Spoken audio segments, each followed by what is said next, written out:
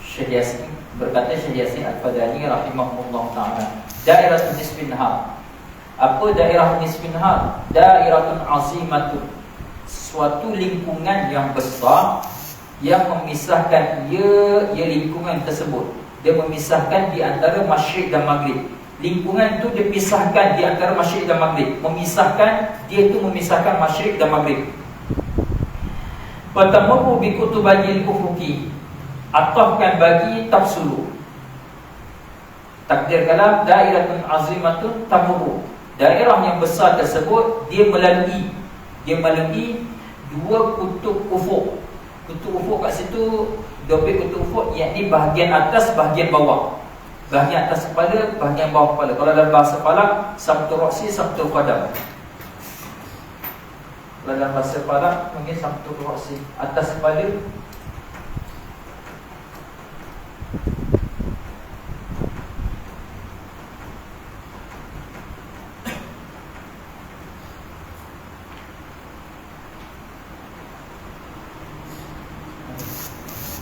ni dan ufuk.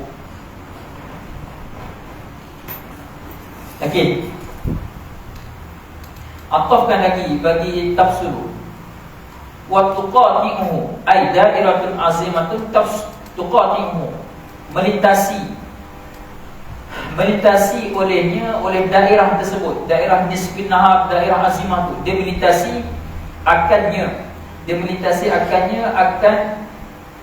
akan dua kutub ufuk tu. Akan dua kutub ufuk tu. Jaga domer. Melintasi olehnya, oleh daerah tersebut. Nanti ini secara kitab, secara mafhum nanti dia akan cerita. Di atas nuqtataini, melintasi akan dua kutub ufuk tu. Di atas dua nuqtataini. Huma nuqtah shimal wal janub. Dan dua nuqtah itu adalah titik shimal dan titik janub. Ini gambar ada juga.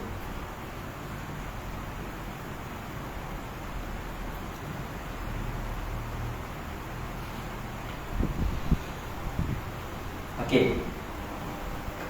Jadi Syekh Yasin dobit bagi masalah daerah nisfin nahar. Kalau kita faham lafaz tu, kita dah faham dah maksud dia. Daerah nisfin nahar atau Syekh Arsyad guna khatti nisfin nahar. Jadi kita ambil Syekh Yasin daerah. Jadi daerah-daerah kata Syekh Yasin, suatu lingkungan yang besar, dia memisahkan di antara masyriq dan maghrib. Mana lingkungan dia memisah, ni masyriq, ni maghrib. Mana lingkungan yang memisahkan? Oh, jelas atas ni kan. Lingkungan yang memisahkan di antara, kalau iktibar bawah, ni khata, dia memisahkan antara masyriq dan maghrib. Daerah atas, khatu bawah, dia memisahkan masyriq maghrib. Wa tamurru bi kutubanil ufuqi, dan garisan tersebut, daerah tersebut, dia melalui dua titik, iaitu titik atas, titik bawah. Jadi kalau kita berada di sini, jelas dia akan lalu bahagian atas, bahagian bawah kan. Melalui bahagian atas kita, bahagian bawah kita. Samtul ra'si, samtul qadam. Habis itu waktu qati' dan melintasi, dia daerah tersebut, dia melintasi kutub ufuk tadi itu, melintasi dengan cara dua nuktah, shimal dan janub. Dia lalu tak sini? Ni lalu tak? Lalu tak? Ni nuktah shimal kan? Ni nuktah janub. Lalu tak? Ni lalu tak garisan ni? Lalu. Jadi jelas. Jadi nak beritahu kata daerah nisfin nahar adalah suatu lingkungan, dia memisahkan di antara masyriq dan maghrib, dan dia bertemu di antara titik titik shimal dan titik janub. Bertemu titik shimal, titik janub kan? Habis itu je. Atau bahasa mudah gini je, suatu garisan yang memisahkan dua bahagian siang. Bahagian siang pertama, bahagian siang yang kedua. Cukup itu.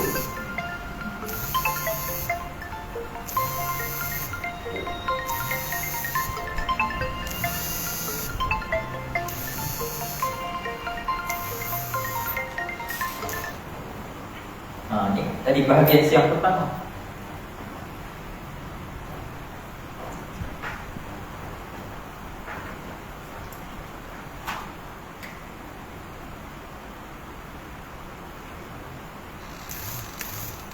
Nahar Awad, ini Nahar Sani.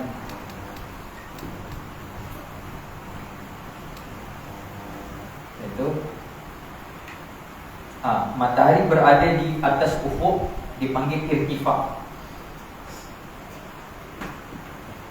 Ini istilah. Matahari kalau duduk bawah ufuk dipanggil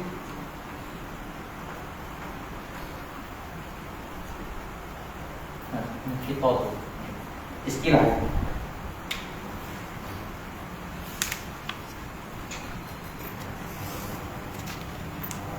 Jadi boleh kan? Bilangan sini kan? Bilangan. Okey, habis.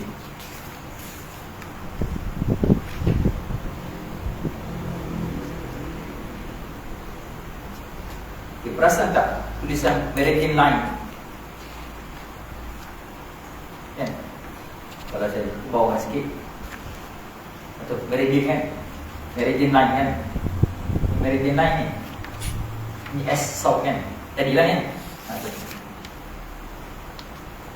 Itu matahari. Matahari dilalui ecliptic line ni. Dalam bahasa, minta maaf, aku nak beritahu, garisan burus tu dipanggil juga ecliptic line. Garisan burus tadi, boleh diobek. Garisan burus dipanggil ecliptic line. Itu makna bahasa mudah, garisan tempat laluan matahari. Bukan laluan juga, dia background. Matahari duduk di falak yang keempat kan. Matahari duduk falak yang keempat, maka background dia tu burus-burus. Maka burus tu seolah-olah laluan bagi matahari dalam tempoh setahun. Maknanya setiap kali matahari dia naik, maka dia akan melalui background yang berbeza-beza. Jadi burus yang berbeza-beza. Maka burus tu lah isyarat dia akan sesuatu cuaca yang tertentu, musim yang tertentu. Sebab itulah dia lalu kat ecliptic line ni, ecliptic line. Lepas tu dia nak lalu tu meridian, nak melepasi. Dia hanya tempat dia berpaling je, tempat singgah sementara di meridian line ni, atau dipanggil hal istiwa tu kan. Jadi sebab dia tempat singgah je. Bahasa kita pada zahir mata tempat singgah, hakikatnya bukan tempat singgah pun, hanya sekadar dia lalu istiwa, kemudian terus pergi zawal falaki, kemudian terus pada zawal syarq, masuk ke zuhur. Okey, nampak di situ kan? Okay. Jadi sekadar nak beritahu kata meridian line itu istilah dalam bahasa orang putih, atau dalam bahasa Arab daerah nisfi nahar. Kalau burus tadi, daerah falakil burus, kalau nak jauh tambah, daerah falakil burus dipanggil juga ecliptic line.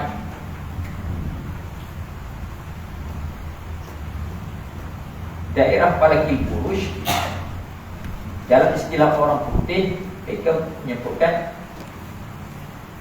ecliptic line. Apa fungsi dia? Fungsi dia nak menyatakan tempat background, atau bahasa untuk kita mudah faham, laluan matahari bila lalu, maka dia ada background dia. Maka ni matahari lalu, singgah di sini, isyarat di atas di halatul istiwa. Habis gelincir kodar 1 darjah 4 minit, masuk tu zuhur. Habis itu. Jadi garisan yang di fardu takdir ni, jadi gelincir matahari daripada garisan yang fardu takdir, kerana garisan-garisan yang ada di muka bumi yang dibuat oleh ahli astronomi atau ahli falak, itu garisan tersebut seperti garisan di globe ni. Jadi garisan di globe ni hanya garisan semata-mata khututul khayaliyah, garisan yang semata-mata khayali. Hakikatnya ada tak pada bumi tu garisan? Tidak kan? Tak ada. Tapi garisan tu apa faedah dia? Banyak faedah. Untuk mengetahui arah bagi suatu tempat, untuk mengetahui arah sesuatu tempat. Jadi garisan-garisan yang ada pada globe atau garisan, jadi garisan tu untuk mengetahui arah tempat, untuk mengetahui waktu jam, GMT berapa. Jadi garisan tu sebenarnya, hakikat garisan tu tidak ada sama sekali. Jadi garisan tu hanya khututul khayali sahaja, garisan yang hanya semata-mata dibuat fardu takdir. Hakikatnya tidak ada garisan sama sekali. Tapi ada tak ada tak faedah? Ada kan, jelas kan faedah-faedah ni kan, untuk tahu jam, untuk tahu arah kan. Habis itu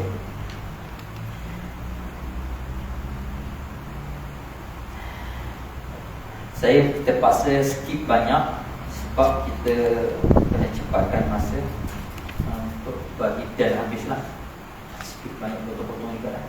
Ada tempat-tempat saya tak syarah, cuma soalan-soalan yang bawa topik dekat WhatsApp tu pun, atau ada pertanyaan, itu nanti kita kira insya-Allah dekat keasal nanti. Tolong ingatkan kalau saya lupa masalah kiblat semua tu. Adalah kawan-kawan tanya, cuma saya pun, sebab kita pun bukan meluas dari segi media sosial, hanya penggunaan WhatsApp dengan Telegram. WhatsApp, Telegram.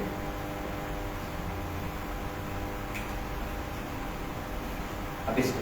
Adapun murad gelincir matahari kepada pihak maghrib hilang, maka ini adalah kerana hakikat bagi pergerakan matahari itu adalah dengan beredar ia pada darjah yang paling tinggi 23.35 darjah darjatan utara, dan pada darjah yang paling rendah 23.35 darjah selatan, maka tidaklah ia beredar pada masyriq dan maghrib.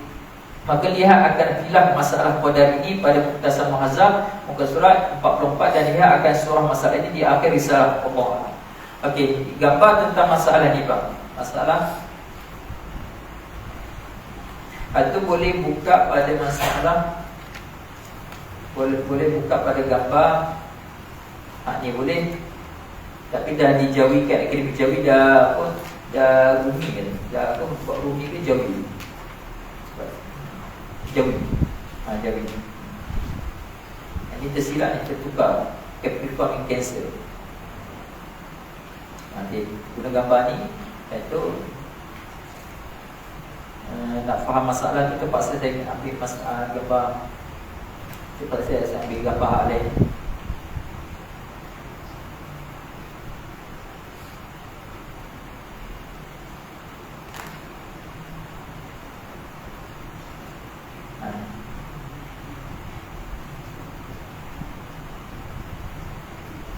Jadi masalah tentang pergerakan matahari. Jadi pergerakan matahari itu sebenarnya dia dua pergerakan. Satu pergerakan yaumiyah, yang kedua pergerakan sanawiyah. Yaumiyah dengan sanawiyah.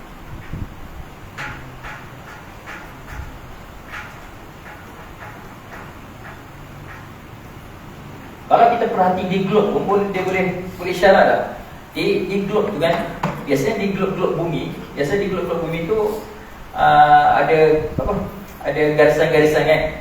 Lepas tu kalau perhati pada garisan globe tu ada qadar 23.5 tu.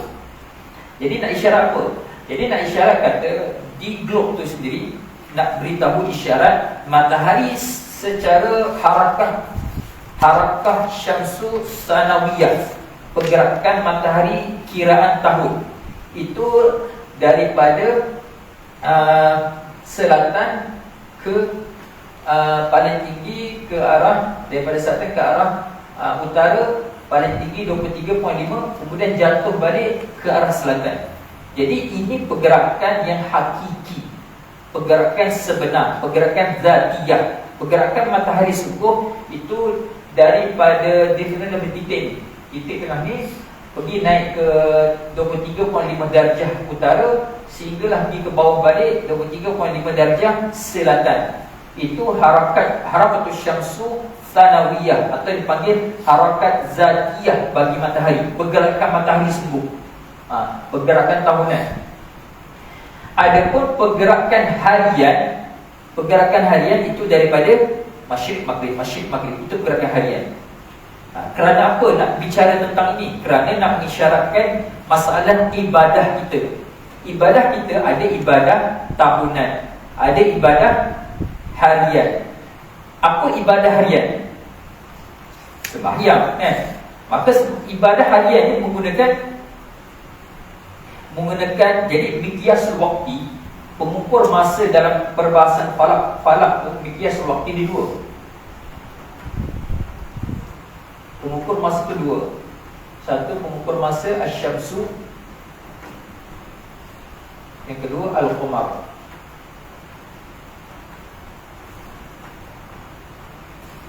Ini pun isyarat di atas ibadat kita, ibadat tahunan, ibadat harian, ibadat harian, ibadat tahunan. Okey, apa ibadat harian? Menggunakan matahari, sembahyang, kan? Ibadat tahunan menggunakan ukuran miqyas qamar, tukar hilal baru masuk, habis pihak semua masuk hilal baru, maka tukar bulan baru menggunakan qamar. Apa ibadat tahunan yang menggunakan perjalanan bulan? Puasa Ramadan, zakat. Nak tahu seorang tu wajib zakat, iktibar mesti dapat hujung, paling sekurang-kurangnya hujung Ramadan atau Syawal. Haji. Jadi situ dah mula ucap syahadah, lepas itu menggunakan solat, ibadat harian asy-syamsu.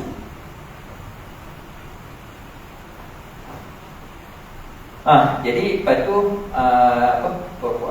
sembahyang, lepas tu menggunakan zakat ibadat tahunan. Zakat wajib, kita kira zakat wajib, zakat fitrah. Lepas tu puasa Ramadan, puasa di bulan Ramadan menggunakan qamar. Kemudian haji menggunakan qamar. Nak cerita kata, dalam ibadah kita sendiri pun ada ibadat harian, ibadat tahunan. Begitu juga tentang masalah harakatus syamsi, ada harakat yaumiyah, ada harakat sanawiyah. Habis tu. Adapun ibadat yang tidak berkait dengan masa, tidak berkait dengan tempat. Apa ibadat dia tak berkait dengan masa langsung, dia tak berkait dengan tempat. Apa dia? Zikir. Ikut lagi zikir kat mana kan? Zikir kan? Tapi jangan zikir lah, tiba habis mana. Buat lebih sikit. Habis je. Jadi nak beritahu kita, ibadat kita pun dia ada 3. Ibadat yang tak berkait langsung dengan masa, tak berkait dengan tempat. Ikut nak buat pada masa mana. Zikir. Ibadat yang berkait dengan masa sahaja, tidak berkait dengan tempat. Sembahyang, nak sembahyang kat masjid mana, tempat mana, yang penting tempat tu suci lah kan. Ibadat yang berkait dengan masa dan tempat, apa dia? Haji kan. Ibadat yang berkait dengan masa, puasa Ramadan, sembahyang. Habis tu nak mikir sikit lah lagu tu lah. Nak ngaji mesti mikir lah kan. Jamalul aqli bil fikri kan. Cantiknya akal tu dengan berfikir. Jamalul lisan bisukti, cantiknya lidah tu dengan diam. Jamalul wajhi bil ibadah, cantiknya wajah tu dengan ibadah. Tak perlu nak lotion tambahan. Habis itu. Dan dinamai sampai matahari kepada pertengahan langit itu dengan halatil istiwa, artinya ketika rembang matahari.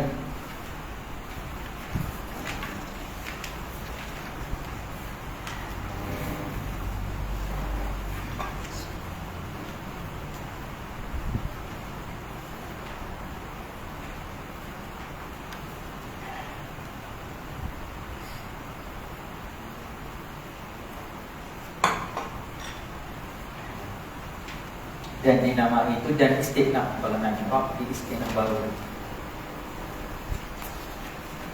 Dan dinamai sampai matahari kepada pertengahan langit itu dinamai dengan halatil istiwa, artinya halatil istiwa ketika rembang matahari. Tadi kita dah beritahu kan, matahari duduk di tengah, dinamakan halatil istiwa, keadaan dia istiwa. Bila sebut istiwa ni maklum, yakni tidak boleh dihukumkan matahari ketika itu di maghrib atau di masyriq, duduk di tengah-tengah. Qultu fihi, yakni sampai matahari kepada pertengahan langit adalah bagi sampai matahari di pertengahan langit itu beberapa nama dengan beberapa iktibar, dengan beberapa kiraan. Pertama, halatul istiwa, kerana istiwa oleh matahari, atau ukuf syamsi, pada pertengahan langit. Tengok dalam kitab Hasyiah Bajuri ala Ibn Qasim juz pertama muka surat 502, Matmah Darul Minhaj. Jadi keadaan matahari duduk di tengah.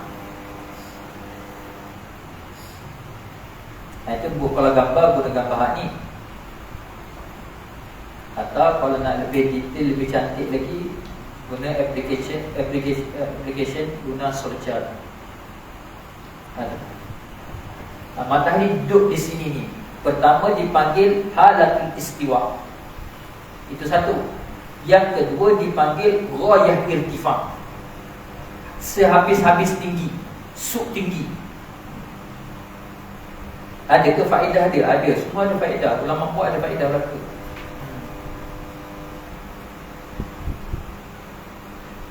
Sebab bila kita dapat ghayah irtifa ni, kita akan dapat darajah bagi waktu asar.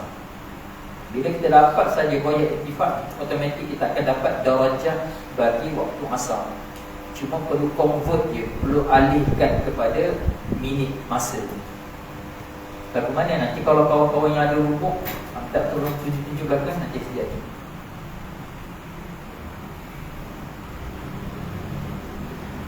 Kedua, nama yang kedua, ghayah irtifa, ghayatul irtifa. Dalam bahasa Arab, bahasa Inggeris dia panggil ni altitude.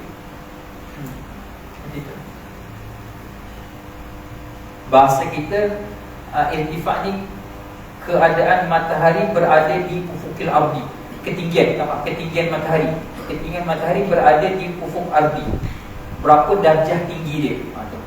Paling tinggi dia akan lalu ke 90.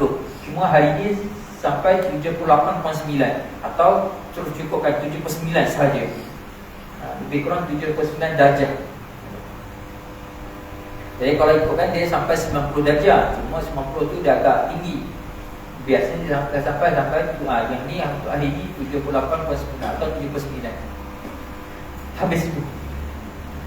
Kerana ghayah irtifak ni adalah setiap hari matahari berada, dinamakan ghayah irtifak tu. Kerana ini adalah setiap hari matahari berada pada kedudukan yang paling tinggi daripada ufukil ardi. Dan kestu istinaf, dan qadar ghayah irtifak adalah terkadang sama dan terkadang berbeza-beza pada setiap hari. Jadi Nabi kata ghayah irtifak ni berbeza-beza. Tengok keadaan matahari berada di, biasanya dia akan tengok keadaan musim. Ni dia berada 72, paling tinggi 78, 78.9. Kalau kita pergi bulan yang sebelum, kita bulan Mac,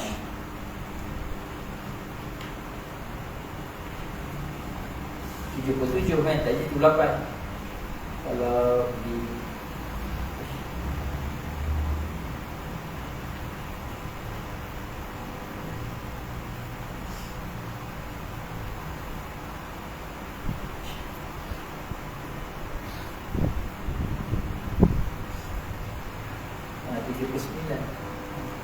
tengoklah dia tengok pada musim berada habis. Nanti kita akan tunjukkan sikit. Kita ni kena turun bawah. Sekejap baca sikit. Dan qadar ghayah irtifak tu dia suhu pukul 1. Jadi kita sudahkan ni. Dan qadar ghayah irtifak adalah terkadang sama dan terkadang berbeza pada setiap hari. Ketiga adalah haddul awsati. Ini adalah diiktibarkan pada ilmu ma'kulan. Kerana matahari pada ketika ini bukanlah pada jihah masyrik dan bukan pada jihah maghrib. Hanya semata-mata wukuf. Wukuf kat sini iktibar zuhir mata kita. Berhenti iktibar zuhir mata. Yakni fi wukuf tu pada wasatis sama atau fi kabidis sama. Atau pada atau kat situ atau taradud atau muradif. Dia akan masalah beberapa nama ini dalam kitab Ilmu Tauhid wal Handasah Falakiyah Kurawiyah ke surat 183. Allah a'lam. Nanti kalau ada nanti jadi kalau dan saya bubuh kitab-kitab ni saya bubuh dalam grup daurah. Saya akan insya-Allah tak pun kalau saya lupa kawan-kawan yang biasa nanti kitab yang ada ni saya akan bubuh dalam antasan di grup daurah insya-Allah. Jadi dia 3 nama. Pertama dipanggil ghayah irtifa'.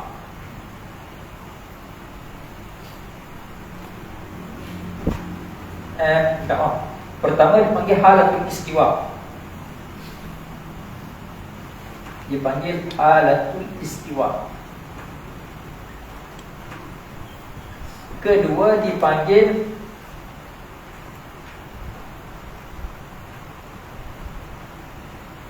ghayah irtifa'.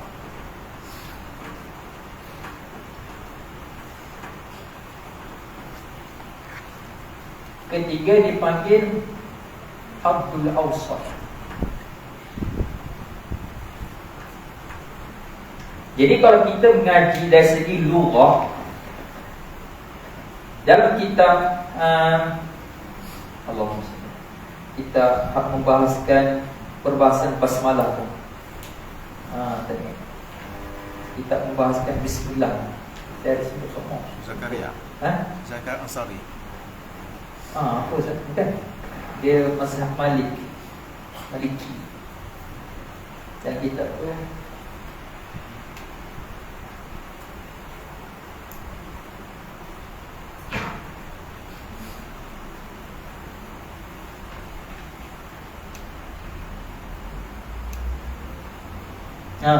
Futuhul Ma'rifah fi Fadail wa Asraril Basmalah. Dalam kitab Futuh Ma'rifah fi Fadail wa Asraril Basmalah membahaskan bismillah di atas beberapa ilmu. Dia bahaskan bismillah di atas perbahasan beberapa ilmu. Jadi dalam kitab tersebut musannif rahimahullah taala dia beritahu tentang nama-nama ni diisyarat di atas. Dia menunjuk nama ni, isim ni kan, ini semua isim kan. Isim ni adalah ma dalla 'alal musamma. Isim dia menunjukkan di atas musamma, diri yang dinamakan. Jadi kalau kita perhati pada nama ni, halatul istiwa, isyarat di atas keadaan matahari itu istiwa, bersamaan, tidak boleh dihukumkan di masyriq, tidak boleh dihukumkan di maghrib. Satu. Yang kedua dinamakan ghayah irtifa'. Ghayah tu apa? Suk tinggi, suk irtifa' kan, paling tinggi. Sebab matahari bila berada paling tinggi, maka dia akan turun kembali. Maka turun itulah masuk waktu zuhur itulah, zawal falaki, zawal syarqi. Yang ketiga dipanggil i'tibar al-maqbulat, dipanggil haddul awsat, titik tengah. Bahasa kita sempadan. Tak boleh dihukumkan bahagian A, tak boleh dihukumkan bahagian B. Dia sempadan. Sebab itulah kalau kita perhati, kalau sempadan ni, orang yang buat kesalahan di sempadan, maka dia terlepas daripada undang-undang.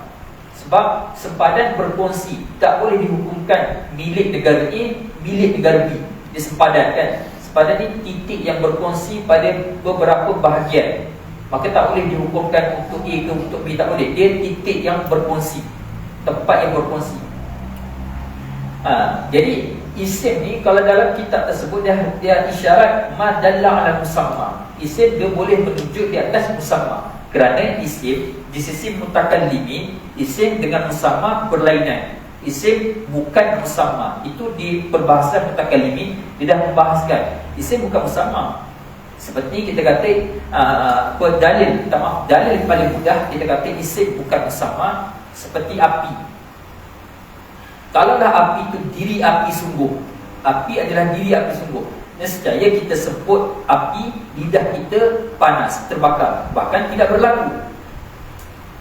Ais, adakah kita sebut ais, lidah kita dah terus sejuk?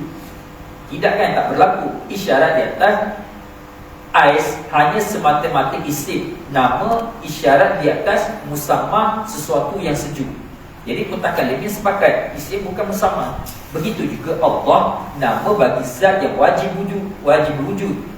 Allah tu hanya suatu nama, nama isyarat di atas musamma. Bagaimana musamma dia? Wallahu a'lam. Dia nak cerita apa? Nak cerita kata dalam perbahasan jumhur Asy'ariyah Maturidiyah atau perbahasan mutakalimin, isim bukan musamma. Kalau gitu isim tu apa? Isim ma dalla 'ala musamma. Isim menunjuk di atas diri yang dinamakan. Muhammad, siapa Muhammad? Oh, terpuji akhlak, terpuji dari segi kelakuan tu. Sebab tu penting jaga nama. Kerana nama tu bukan sekadar tunjuk di atas musamma, bahkan nama tu tunjuk di atas doa bagi orang tersebut.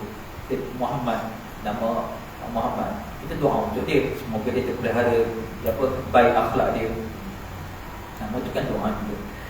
Habis kita berhenti pada kata dan diketahui zawal matahari itu dengan beberapa perkara. Ini semua nanti insyaAllah kita akan sambung lepas Zuhur tu. Zuhur pukul 1 4 minit, pukul 2 lah, pukul 2 tu boleh dah start lah. Pukul 2 dah start insyaAllah. Ni kita akan tunjuk secara praktikal. Sebab tu payahnya, masalah falak ni payahnya. Sebab tu kami Mukhtasar Muazzam tu memang sulit sungguh, rumit sungguh nak buat secara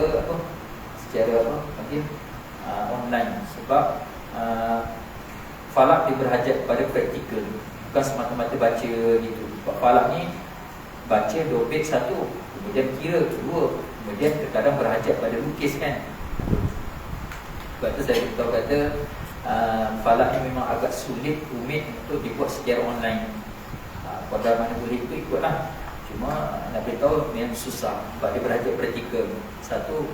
Yang kedua, kalau kitab Mukhtasar Muazzam tu sebab guru yang saya mengaji iaitu Bapa Wan Autat sendiri pun masih hidup lagi. Jadi kerana nak ikram, nak hormat, jadi tak layak untuk saya baca secara online. Maka saya lebih aula, lebih afdal baca secara bersemuka. Adapun kalau nak rakam semata-mata suara, nak simpan, tak ada masalah. Tapi kalau nak sebar secara umum, itu minta maaf lah, saya tak izin. Sekadar nak kongsi untuk kawan-kawan, tak ada masalah, bagi kawan-kawan. Adapun nak umum terus melalui Facebook, itu saya minta maaf lah, saya tak bagi situ. Habis itu kita sambung nanti lebih kurang ni kita nak praktik lagi. Sambung lepas Zuhur. Bismillahirrahmanirrahim. Alhamdulillah.